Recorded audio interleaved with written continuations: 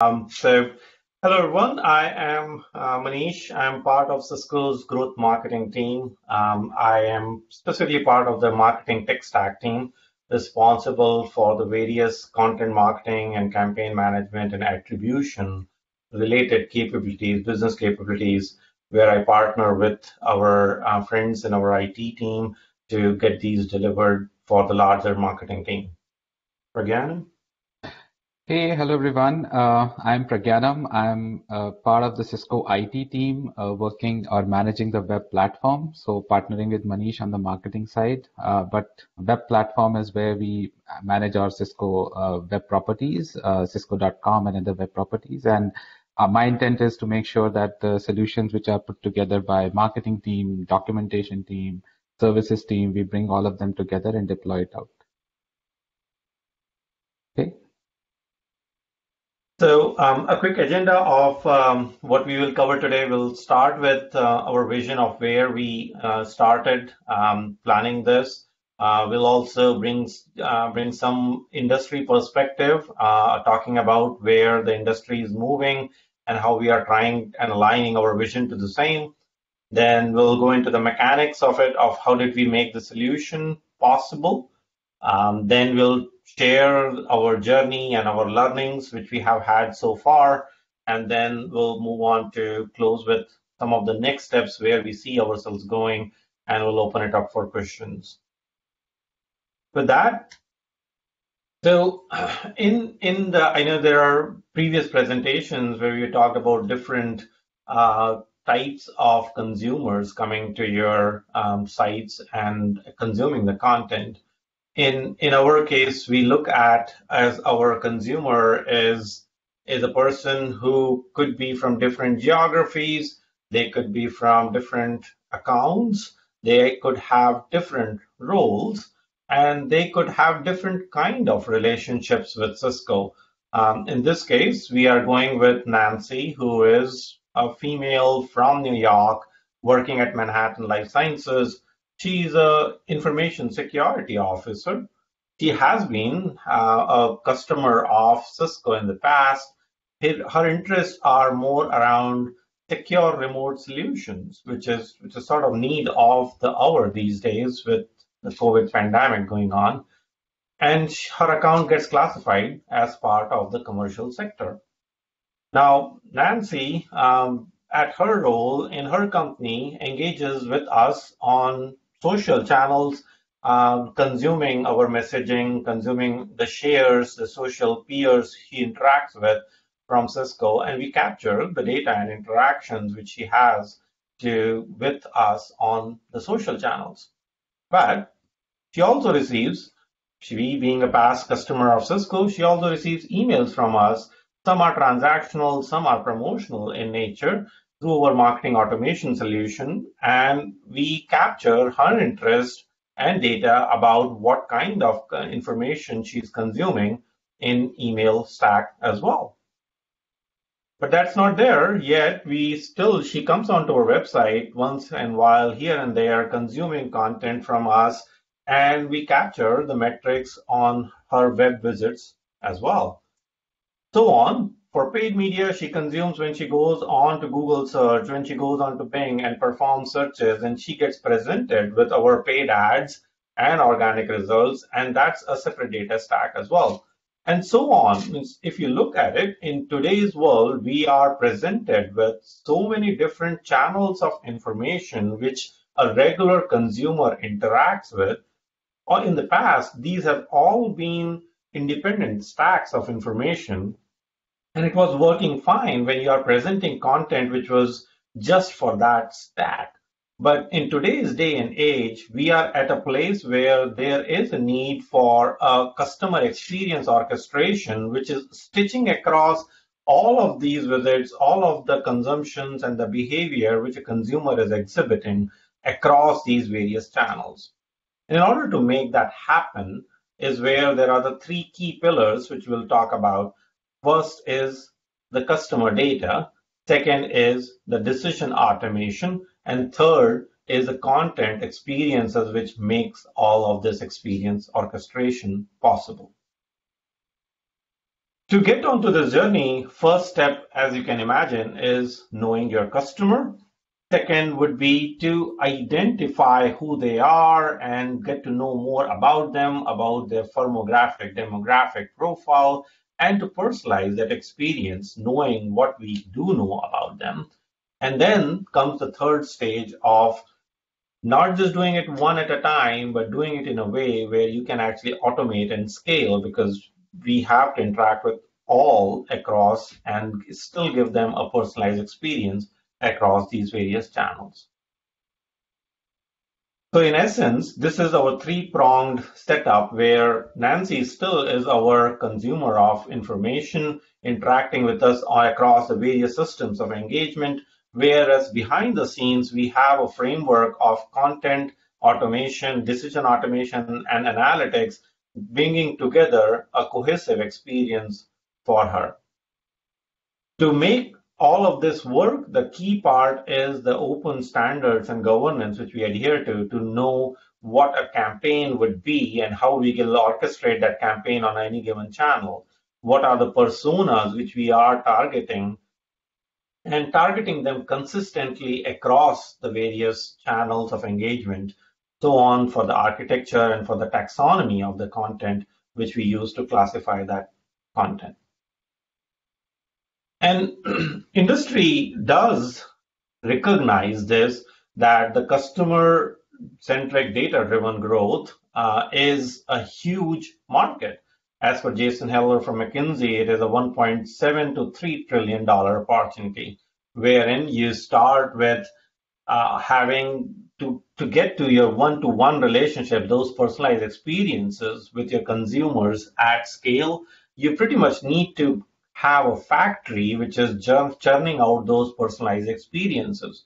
In order to make it happen, you require a strong data foundation, which is assembling real-time information about the customer's interest, about their engagement, and constantly updating that and making it available for our decisioning system so that they can process and mine the data to identify out of all that noise which is coming in, which are the right signals which you need to hone in on to be able to give them something which will actually just be the right thing at that point in time, which will solve their business need or business problem. And this needs to then be taken into, it calls design, which is a lot more comprehensive term for not just the user experience, but the content which is actually required to make those experiences possible. And then make the distribution possible through all these channels which we talked about, and continue to measure and iterate this over time to make sure that this factory continues to churn out and provide something which is what they are looking for in a personalized way. Just to set some more benchmarks, I was just looking through before this presentation to look at, has this changed in the past? And I was not surprised to see that with all the other B2C market moving fast, really fast, and a lot of B2B companies have also started coming onto this, personalization is no longer just a feather in the cap. It is something which is mandatory. People do expect that. And in B2B scenarios where the digital selling is now up to 60% of the selling cycle, they expect for the companies to know who they are talking to, what are their preferences, what are their current problems which they are facing, and be able to provide them solutions which are addressing those. That's an expectation which has been set. State of the Connected Customer report from Salesforce says that if a company is not able to provide on those expectations, 50% of the consumers are willing to switch accounts, switch brands. They are just willing to walk away and go next door who is offering something similar and buy from them. 75% of the business buyers agree or strongly agree that they expect these companies to provide a consistent experience wherever they engage with them. That's a key point. Consistent experience comes from content which is curated and presented in a presentation agnostic way across various channels, we'll go deeper into that in a little bit as well. Over to Pragyanam to take us through how this is all made possible, our architecture which is in there, to talk through that. Sure. So thanks, Manish. So before we get into the mechanics of how did we go about, with the modular content and intelligent content, we just wanted to lay down the landscape which we have on our web platform and the technology aspect of it. So if you look at it, what we have today is we have Adobe's Experience Management Platform, AEM platform deployed. And we have our XML docs on top of it where our teams are going and authoring the data content. And we also have certain dependent services which go along with that. So we are using DITAOT, open toolkit for our data renditions, and there are other rendition services in our on our platform which convert FM, Word, and others. So there are dependent services. What we do is we let authors create content on this platform and publish it out on AEM. We also let them author in a different environments if they want to, and then bring that content onto our platform to push it forward onto Cisco.com. And we do also enable a use case where we author on our platform and then we push it to different other consumption hosting points as well. Which is depicted on this picture. This is around the content part of it. We also have open text, which helps us to manage our digital assets in a similar way. And we are also right now working to kind of look at the cloud aspect of Adobe and deploy the Adobe AEM platform in the cloud. Now, what we want to talk about in particular today is around the AEM and how the XML docs was deployed on it and how did we use that aspect. So moving on, if you look at what is intelligent content and how does this whole mechanics comes together for us to enable this use case. There are two things in this picture which you see here. The left side is where we work first to work on our content strategy. We need to kind of break down our content into smaller modular chunk, which is the first aspect, and we will talk more about it in the coming slides. Once you have broken down your content into smaller, chunks and content and topics, the next aspect is that you should have proper metadata and taxonomy. So we need to work on to ensure that we have consistent metadata and taxonomy. And once we do that or provide that interface for authors to create content and start storing those renditions and information, we move to the right side of the picture here, where we are stitching these experiences together from this modular content, which are very structured, which has contextual information of what they do. We build that experience and then we push it out into multiple channels. Now, there is AI ML, artificial intelligence, which comes into the play. It gives certain recommendations, and based on those recommendations, we can start putting those experiences and switch it out to different channels based on how we want to present our content to the end users.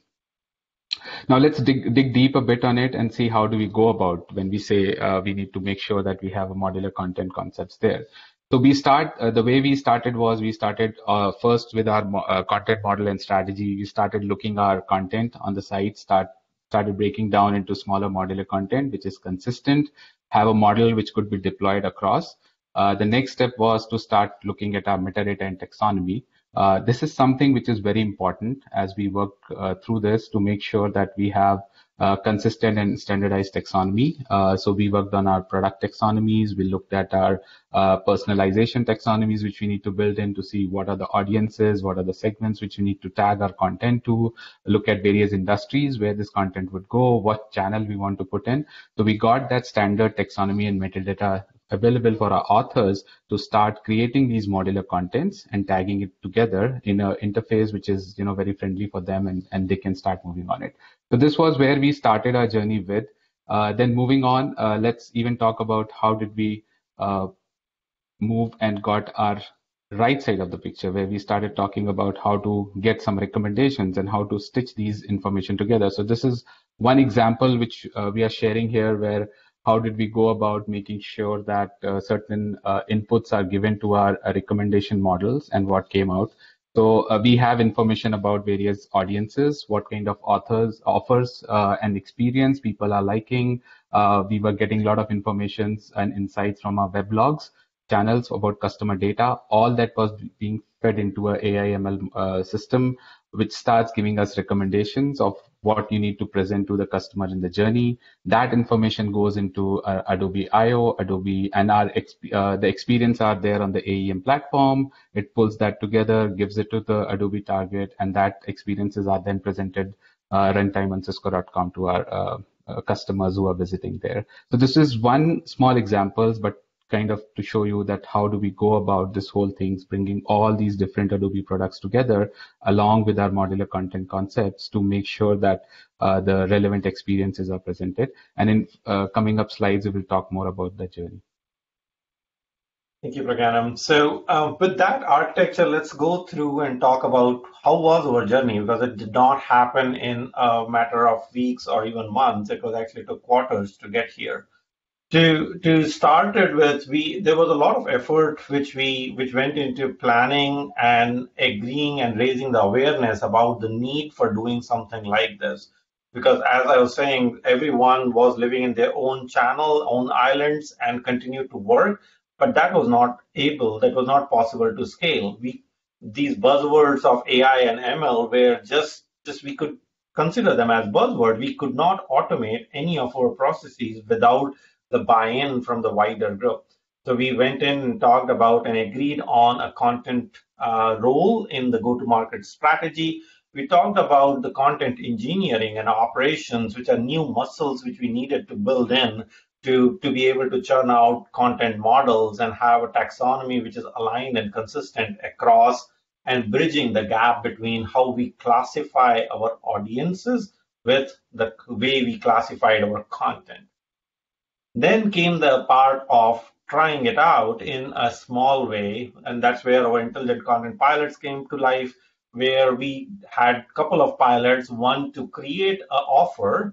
In marketing terms, an offer could be anything, but in terms of a hard promotion offer, where it could be just a discount, or it could be a content offer where you could be creating an infographic or a white paper or an ebook. So creating that in a modular way. And then second came about how is it that we will be able to promote that offer. So think of that when you go to a website and you see a banner which says, click here to learn more, that there is a lot of information which is behind that, which is mapping it to show the right promotion for the right offer, which will make the user engage with it and click on it and get to the actual offer. Once we were successful with individual implementations, we also started experimenting with leveraging machine learning models to assess and churn through that all the data which we talked about and see what is the right content to surface in front of an audience at a particular given point in time at a particular place. So that's where the cliche term about right content at the right time in front of the right user. And where we go from here is we have big plans of ensuring that we have our next best content or next best offer or next best product available in the right places, making hyper personalization happen, where we are taking into consideration the individual preferences, not just what they have told us, but also be able to predict what is coming up next for them, where like we have all seen, if you have seen a movie on Netflix, we do not know, but Netflix knows what's the next best movie which we would like to watch, and we just jump right in. So that's something similar to that. And then the growth engine is around how we can enable more cross-sell and upsell. We'll talk more later.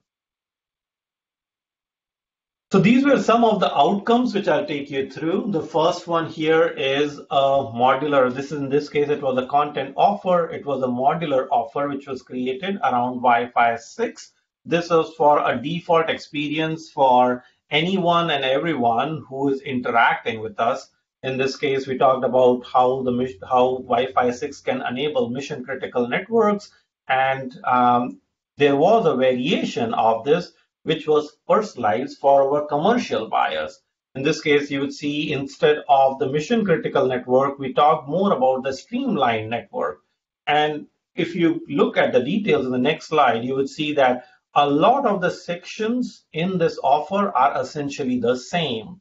Only thing which we had to switch was some of the images up top, some of the sections and content in between to make sure that the content is addressing the buyer who is or the seller or buyer who is or user who is interacting with this piece of content. And then the second piece which we talked about was the way to promote that. So in here you see there are marquees or banners which you can actually use to surface this information on the website and make connections from here to that modular offer which you created. And on the left up top, you are seeing how we use the Adobe Experience fragment to separate out the content from the presentation, thus allowing us to use that same piece of content in different scenarios and different look and feel to give a personalized look and personalized experience to that user on that page. So let's talk about break this down a little bit. When I say the modular offer, in this case, that's the same, the Road to Wi-Fi 6 ebook, which we created through Adobe XML Documentation. What you see on the right is a topic map which we created of what are the various chapters which would go into an ebook around Wi-Fi 6. And then each one is actually tagged with data tags to ensure that we are able to address and personalize. We tagged it with the audience IDs from Adobe Audience Manager to be able to switch and create variations of a paragraph, of a title, of an image as required to be able to give that personalized experience. Changing gears a little bit to talk about the content models, the AI models which we talked about. So this is where we were accumulating the data and passing on those information into our AI ML models, where they were looking at the various moments, and then out of those moments, cherry picking specific moments which help to move the buyer from one state to the next, from when they were actually just browsing around to when they were actually a little bit more serious about comparing the various competitive offerings. From there to go into more details of how that would work in their particular ecosystem, looking at the specifications of the product, and from there to actually going and listening in from our peers of their peers of how they are actually using this content, how they are using our products, and what were the ins and outs of it. That's how the content recommender came into life, where it gave us different ways to identify these moments, key moments, and use them by saying which are the most popular content pieces or which are the ones which are most trending at this point in time in this geography for these types of buyers, or even those which actually helped us predict which are the content pieces which can help dive the user deeper into the marketing purchase funnel, where we know that after consuming these content, typically a buyer would actually be serious about having a conversation with our sales teams.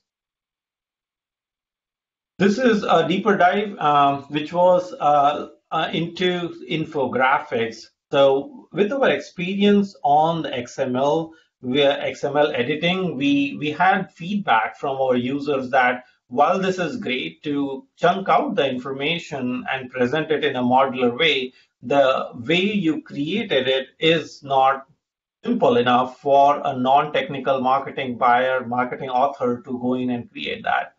So this was our second pilot, which we tried out of creating and leveraging Adobe Experience fragment to create an infographic, which was modular in nature, where we allowed them to write the content in a web form, which is the experience fragment, and allowed them to drag and drop those pieces to create an infographic, which is a very, very visual kind of content, very unlike technical documentation. But behind the scenes, it uses the same concept of surfacing content in a modular way and allowing at the same time to reuse and repurpose certain pieces of content.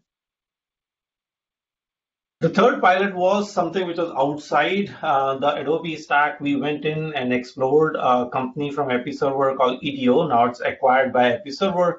They do this in a little bit black box way, but to show you at a very high level, what they do is they capture all the interests of a particular buyer and identify topics or tags which they would associate with the various consumption of content which they are having, not just on your site, but on the various also other third-party sites which are related to these topics, and you curate that and create an interest profile for that buyer.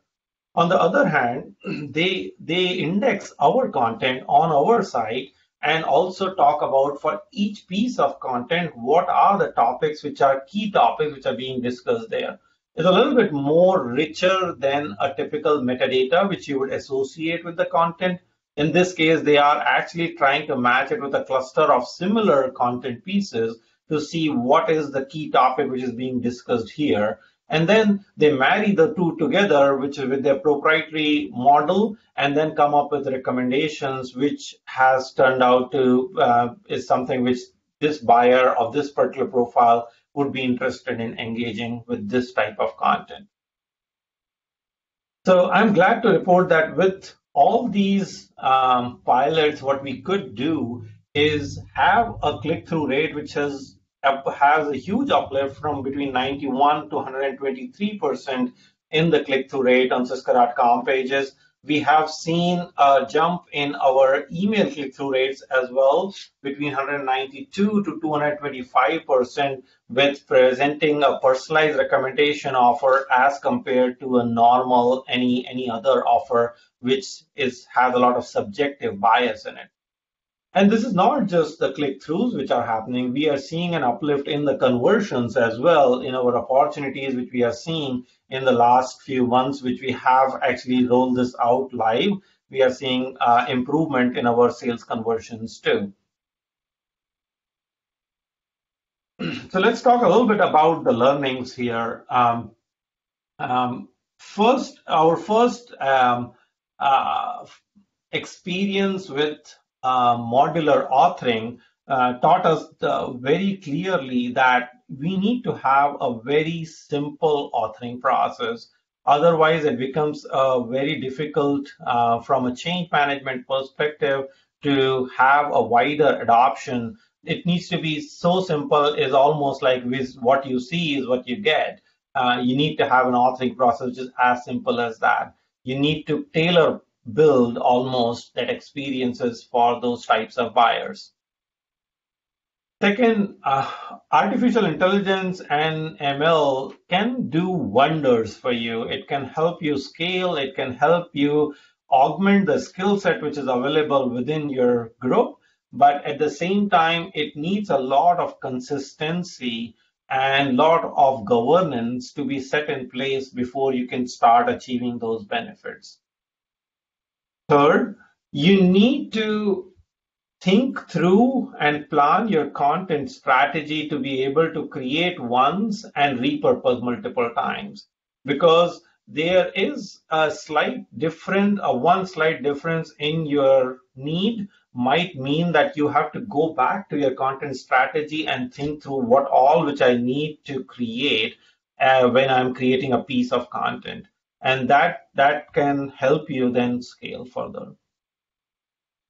Fourth, like I already touched upon this one, but standardization and governance are really key for scaling your experiences and to leverage artificial intelligence to get there.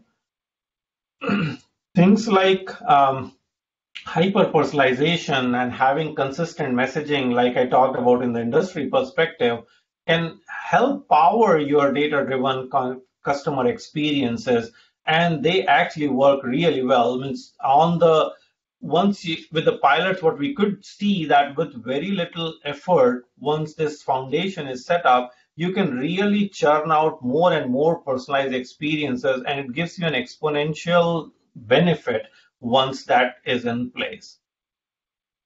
And the last couple here, the content automation is required to execute these decisions at scale. When we are looking at these various content processes, there's a lot of manual handoffs from one to the next, from the designer who is creating the design of how it would look, to the images which are being created by an agency, to the copy which is being edited by the marketing author, for then to the approver, and then the workflow which is required to get the sign off from a brand team perspective.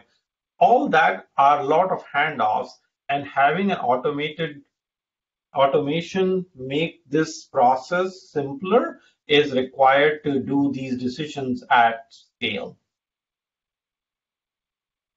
Switching to where we go from here, our first, or rather our next priority is to leverage this setup to help bridge the gaps between sales and marketing nurture program, to accelerate our cross-architectural solutions and to be able to drive more repeat purchases.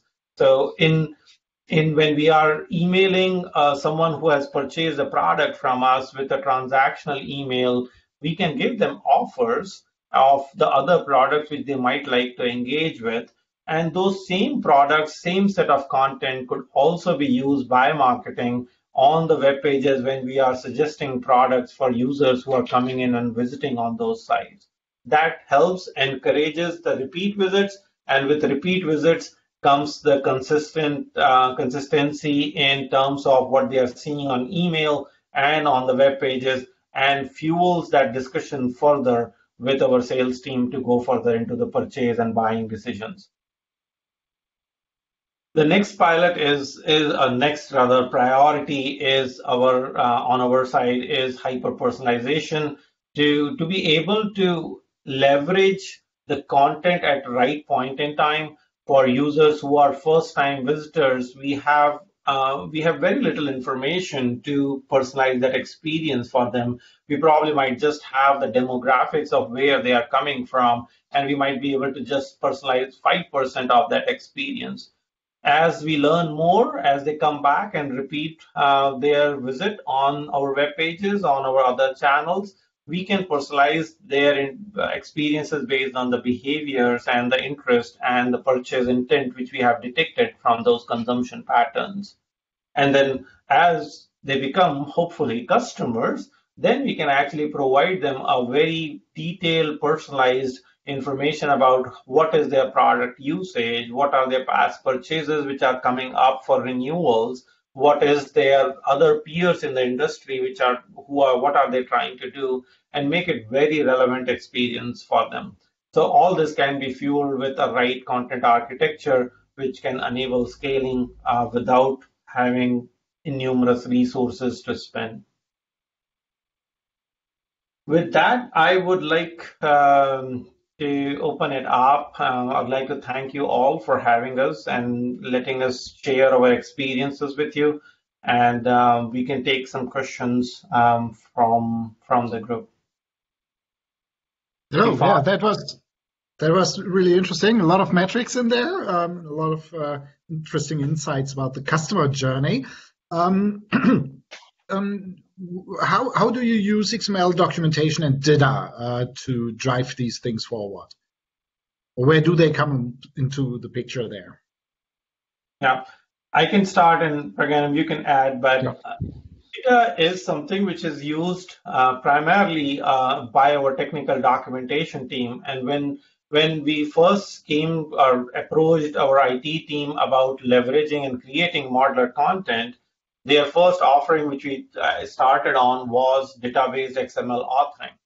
And while it works really well for our technical team who are very familiar with tag-based authoring, it was a little bit challenging, to be honest, for our marketing users who are not used to that kind of interfaces.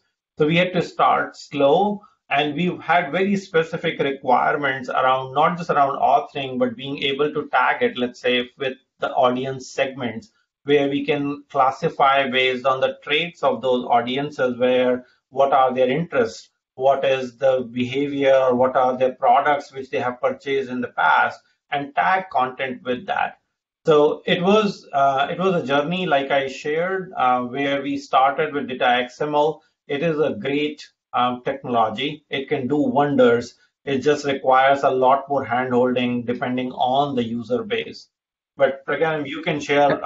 We have a lot of success on the TechCom side from Data. Absolutely. So as Manish said, our TechCom group in Cisco uses data and XML on Adobe in a very big way. We have 450 plus authors who do data authoring, and they create the content using XML. They use Oxygen, and as this was one way to take the data XML authoring, the modular authoring, and intelligent content into our marketing use cases. So as Manish said, we kind of moved here. What helped us in this journey was that we, rather than giving them an Oxygen or some other editing tool, the ebook which Manish said, where we started authoring the topics and using the data tags, we use the XML editor offered by Adobe, which kind of helps the authors to kind of keep the complexity of a very distinctive Oxygen editor out and then give it to them out there. So we started with that. We gave them that interface to start working on those offers, tagging it, and creating those taxonomies and moving it out.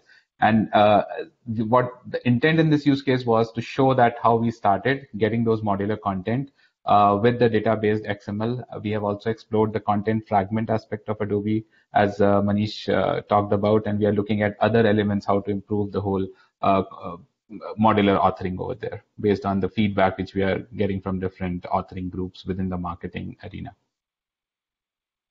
I think it's very interesting what you said, that in the technical communication field and people working there, for us it's like very easy to work with data and get used to elements and structures and things like that. And for the marketing people, it's often very much harder to get used to that and to structure content. We have an interesting presentation from Sarah O'Keefe tomorrow as the closing keynote about bringing design teams and XML design teams together and bridge that gap. What was your experience when you approached marketing people within Cisco about structured content? What was their first reaction? Was it more like, "Oh, go away with that," was there an interest in structuring marketing content as well and using data maybe even for marketing?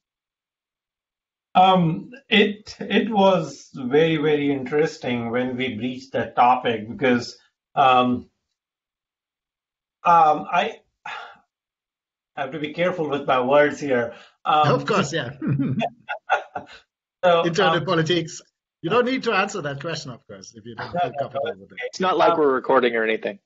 Marketing is considered as a creative organization, and I think there's this whole dialogue about left brain versus right brain, and when marketing is presenting content or trying to look for creating experiences, they wanted to have full flexibility in the way those experiences get created, right? We have almost people who are going to design piece by piece how that actual content would look like, and they would work with designers to their wits and making sure that experience is just the way they want it. And I think there's a handcrafted. There is a right place for having that, because that there are pieces which are really key to make sure that they are messaging and they are messaging it right. But then when you look at doing this at scale, where we are moving into more and more digitally disruptive economies, we have to create these experiences at a large scale at not just one particular channel. We have to do it for now with IoT devices coming in. You want to be able to show, GM would probably love to show on their car screens what is the next best way in which you can have a better fuel economy, or best way you can get the most charge out of that electric car. Now, how do you do that? You have to create, end of the day, content experiences which can make that possible. And in order to get there is where we have the challenge of getting that balance between the creativity and structure in place. And with right governance and um, with right kind of executive support, I think we are seeing some factions within marketing who are really interested and see the value which it can drive, especially with ML AI models coming in and showing that you don't have to do all this. You can take a back seat and use the skill sets to truly add value in defining what those experiences should be and allowing then the machines to be able to process all that huge amount of data coming in and putting it best to use. So I think we are still on a journey. I wouldn't say we have reached, but we are certainly on the right path, in my opinion. You know, Manish, you were talking about in the things that you were showing slides on. You said you had a point where there was something like 70% hyper personalization with the content. And it struck me as we were talking about the marketing folks that, you know, the marketing line was always, well, hey, you know, we're the ones that drive sales. So when you can turn around to the marketing folks and say, well, yes, you can drive sales, but my content is going to result in 70% personalization, which is going to really boost sales. That's kind of how you get them back into the fold there. Yeah, I think that's where the attribution becomes really key. I think we are going in a world where it is not just the last touch attribution which should get the credit, but it's actually the various multiple touches of experience which make that possible. And if you can show that, you have people who would absolutely jump on it. Yeah, the sales rep doesn't get all the credit. Yeah, right. And the funny thing is that for a tech company like Cisco or IBM, the guy from IBM once said that 70% of our content is technical content. 70% of the purchasing decisions that our IT buyers do are based on technical content. They see the nice marketing video and say, well, cool, that triggers my interest. And then they go into the technical content, look it up, and therefore technical content is really a marketing asset for a tech company, and it's an important asset that can drive sales if done right, and if it's personalized, and if it's fitting into the context of the buyer in the journey at the right point. But I have one other question. As we were talking about marketing people and authoring processes, would you say that modern web-based, browser-based interface like the XML editor and XML documentation for Adobe Experience Manager helped to make it more easy for non-data people to adopt to data and structured authoring? Compared to a classic desktop XML editor, heavyweight editor? I would say yes. It gives a lot more flexibility, and I have to thank the Adobe team for being responsive, because they were open to our feedback and criticism, and they took it in the stride, and they actually helped us through their revisions of the product to find the right balance and make that possible. So certainly, I think the web editor has helped in moving along. There's more to be desired. I would be dishonest if I say that we can just go in and make this open for our marketing authors, but this is the right direction which I think the Adobe team is taking to make that happen for us. Okay, we have two questions in the Q&A pod. I take one, you take one, Matt? Sounds good. I let you pick the first one. Well, Tricia was asking. I like this one, so I'm gonna take the one that I thought was really fantastic. So Tricia was asking about the content recommender, and for a little bit more detail on what were the number of inputs and the number of unique engagements. What sort of structure did you use to come up with the content recommender? I would not have the exact metrics on top of my head, but if we work with our Insight Analytics team, which deals with, if not thousands, millions of actual records, and we actually ran into churn of data set challenges as well, because there's just so much coming in to be able to come up with a simulated model. So what we had to do was piece, pick a particular architecture and pick a particular segment of product, and then go deeper into it for how did that perform, and that helped us identify the right purchasing states, which were mapped to our buyer journey. And then we looked at which are the various pieces of content where for that segment of accounts, which help them or where help them move from a state A to state B to state C. And that were the moments which we then honed in on and experimented with a larger segment population. Excellent. Thank you. The other question, I just wanted to take care of it, Matt, but maybe you can take care of it as well, because I need to chat with the next presenter. Absolutely. So, Dr. Nelson Monteiro, I hope I got that right, was asking how AI automation can enhance or further enhance the experience of your end users. I know you've spoken to that a little bit, so anything to add there?